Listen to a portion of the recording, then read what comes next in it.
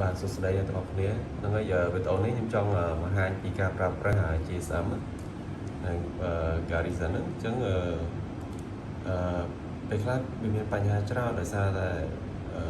វាអត់សូវមានសេវាអញ្ចឹងណាហ្នឹងហើយអញ្ចឹងទៅខ្ញុំធ្វើវីដេអូដើម្បីជួយបង្ហាញដើម្បីងាយស្រួលក្នុងការប្រើប្រាស់ហ្នឹងហើយអញ្ចឹងដំបូងគឺយើងត្រូវកាច់ switch វាអញ្ចឹងកាច់ switch វាហ្នឹងគឺយើងកាច់មកខាង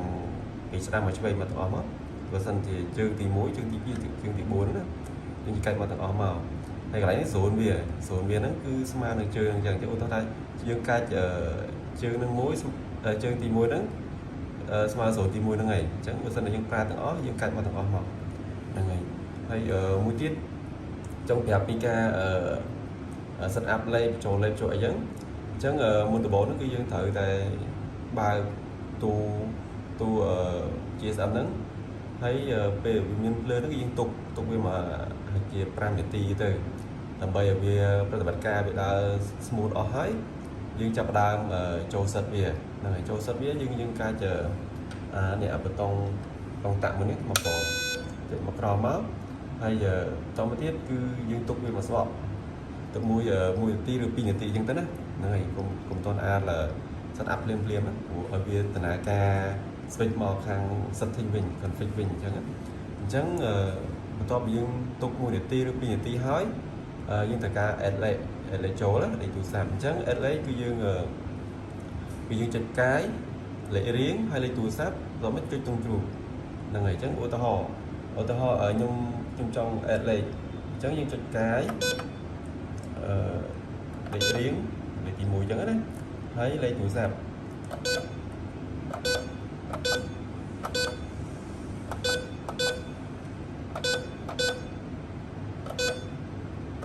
ហ្នឹងហើយលេខពេញអញ្ចឹងទៅបន្ទាប់មកយើងចុចត្រង់ជ្រូកអញ្ចឹងទៅយើងទុកប្រហែលជា10វិនាទីទៅហើយយើងចាំចុចលេខបន្តទៅទៀតហ្នឹងហើយអញ្ចឹងធ្វើអញ្ចឹងដើម្បីឲ្យវាដំណើរការ smooth យើងចុចងាប់ពេកគឺជួនកាល GSM ហ្នឹងវាអត់អាច call អាចអីវានៅកាំង stuck អញ្ចឹងណាហ្នឹងហើយឬមួយវាអត់មាន record អីក្នុងតែម្ដងអញ្ចឹងចំពោះ GSM មួយហ្នឹងគឺយើងទុករយៈពេលវាខ្លះដើម្បីវា process ហ្នឹងហើយដំណើរការរបស់វាណាហ្នឹងហើយមួយទៀតយើងចង់ចូល set លេខទី2ឧទាហរណ៍លេខទី2ណាចុចកាយមកលេខទី2ហើយលេខទូរស័ព្ទហ្នឹងហើយយើងចុចលេខទូរស័ព្ទគ្រប់ហើយចុចទាំងជ្រូកទៅបាទហើយមួយទៀតក្នុងការពាក់ព័ន្ធនឹងយើងចង់លុបលេខអញ្ចឹងយើងចង់លុបលេខឬយើងផ្លាស់ប្ដូរលេខអញ្ចឹងយើងត្រូវចុចកាយអូខេយើងត្រូវចុចកាយហើយចុចលេខ1មកខ្ញុំចង់លុបលេខដែលខ្ញុំកំណត់មកអញ្ចឹងណាអញ្ចឹងចុចលេខ1ហ្នឹងគឺយើងចុចទាំងជ្រូកតែម្ដងមានថាចុចដើម្បីលុបលេខចាស់ហ្នឹងហើយយើងទុកមកស្បកទៅចាំយើង add លេខថ្មីចូលអញ្ចឹងណាអញ្ចឹងការទុកហ្នឹងទុកពេលដែលវា process ហ្នឹងយ៉ាងតិចបំផុតក៏1នាទីដែរហ្នឹងហើយយ៉ាងតិចបំផុតក៏1នាទីក្នុងការ set លេខមួយអូខេហើយមួយទៀតយើងត្រូវចូលមើលតើយើងបានកំណត់ enable SMS ឬមួយ call ហើយនៅអញ្ចឹងយើងចុចកែ2ដងមកកែ2ដងនេះកន្លែងនេះគឺវា set SMS ឬក៏ voice ណាអញ្ចឹងយើងយកត្រង់ជ្រូកមកអញ្ចឹងចុចលើទី1វាថាកំណត់SMS ហ្នឹងគឺសម្រាប់លេខទី1ហ្នឹងហើយសម្រាប់លេខទី1 SMS ប្រហែល0ណា4 0ហ្នឹងទៅយើងចុចត្រង់ជ្រូកមកទៀតមកចុចរហូតមកហ្នឹងហើយចុចមករហូតដល់លេខមកអញ្ចឹងបន្ទាប់ពី10លេខ SMS 10លេខគឺវាចូល voice ម្ដងចូលវ៉អញ្ចឹងចាំថានៅពេលដែលយើងមានសញ្ញាលេខបូកនេះអញ្ចឹងសញ្ញាលេខបូកនេះគឺមានថាវាដំណើរការចង់ថាយើង enable វាតែយើងចង់ដោះយើងចុចនេះចុចប៊ូតុង play នេះមកហ្នឹងហើយចុចប៊ូតុង play ហ្នឹងមកអញ្ចឹងពេលយើងចុចប៊ូតុង play ម្ដងគឺបូកម្ដងដកនេះអូខេអញ្ចឹងយើងចុចឲ្យវាទៅជាបូកទៅតោះយើងចុចទ្រូងជ្រូកបន្តទៅទៀតហ្នឹងហើយចុចរហូតទៅយើងរហូតដល់10លេខមកបើសិនតែយើងចង់ឲ្យវាcall ទាំង10លេខយើងចុចអស់មកឲ្យចេញជាសញ្ញាលេខបូកអញ្ចឹងណាហើយបន្តមកទៀតគឺយើងទុកវាប្រហែលជា 5 នាទីទៅដើម្បីឲ្យវា process ដំណើរការឲ្យវា smooth អញ្ចឹងយើងកំតន់អាលសិតអីផ្សេងទៀតយើងទុករយៈពេលប៉ុណ្ណឹងណាហ្នឹងហើយបន្តមកទៀតចាំយើងសិតលេខហ្នឹងហើយយើងចូលសិតលេខបន្ទាប់ពីសិតលេខហើយទុកប្រហែលជា10 នាទីទៅហើយយើងនឹងបន្ទាប់ពីសិតលេខហើយយើងកាច់ប៊ូតុងនេះឡើងលើអញ្ចឹងសិតឡើងលើណាចុចឡើងលើមកដើម្បីអីដើម្បីឲ្យវាដំណើរការ cover ទៅលើប្រព័ន្ធ alarm system ហ្នឹងតែម្ដងអញ្ចឹងនៅពេលណាដែលមាន alarm មានអីគឺវាចាប់ផ្ដើម call នឹង SMS ឲ្យយើងហើយអញ្ចឹងណាអញ្ចឹងមុននឹងតេស្តគឺយើងពេលដែលយើងកាច់ប៊ូតុងនឹងឡើងលើយើងទុក 5 នាទីទៅចាំយើងចាប់ដើមតេស្តហ្នឹងហើយ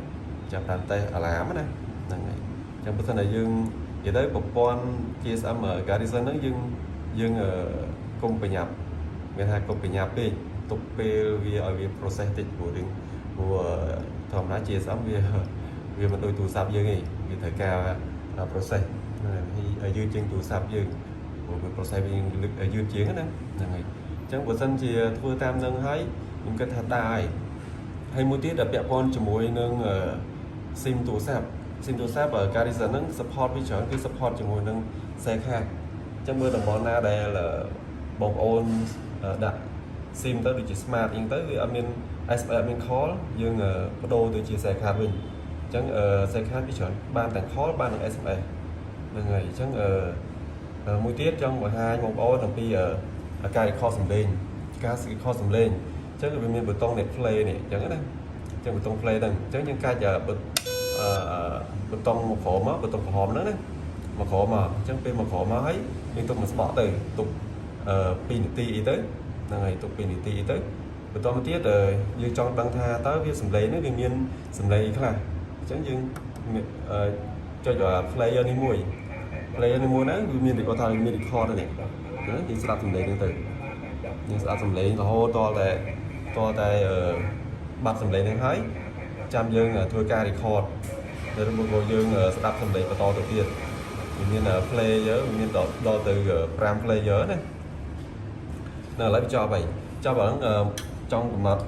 ថា record សំឡេងអញ្ចឹង record សំឡេងយើងចុចនេះប៊ូតុង2ហ្នឹងណាចុចសញ្ញាប៊ូតុង record ហើយនឹងប៊ូតុង0ហ្នឹងមកហ្នឹងហើយប៊ូតុង0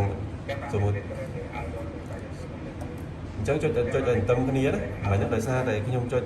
ប៊ូតុង play លេខ2ហ្នឹងចុចមុន record ប៊ូតុង record ចុចអត់តាគ្នាអញ្ចឹងទៅវាបានវាចេញសំឡេងហ្នឹងមកអញ្ចឹងពេលដែលវាសំឡេងហ្នឹងវាចប់ទៅខ្ញុំនឹងចុចម្ដងទៀតនេះចប់ហើយអញ្ចឹងខ្ញុំចុចម្ដងទៀតមកចុច5 វិនាទីមកយើងបន្លែងដៃវាចេញសញ្ញា record នេះយើងនិយាយសំឡេងទៅសំឡេងយើងចូលទៅក្នុង GSM ហ្នឹងទៅលឺទៀតណាហើយអញ្ចឹងសំឡេងហ្នឹងនៅពេលដែលចប់វាចាប់ផ្ដើម record ទុកនៅក្នុង memory ផង GSM ហ្នឹងហើយដល់ពេលដែលមាន alarm គឺវានឹងប្រើសំឡេងដែលយើង record ហ្នឹង call ទៅយើងហ្នឹងហើយអញ្ចឹងខ្ញុំចង់ចាក់សំឡេងដែលខ្ញុំនិយាយមិញនេះជាសំឡេងដែលខ្ញុំ record មិញណាអូខេអញ្ចឹងយើងទុកវាចប់ទៅទុកវាចប់មក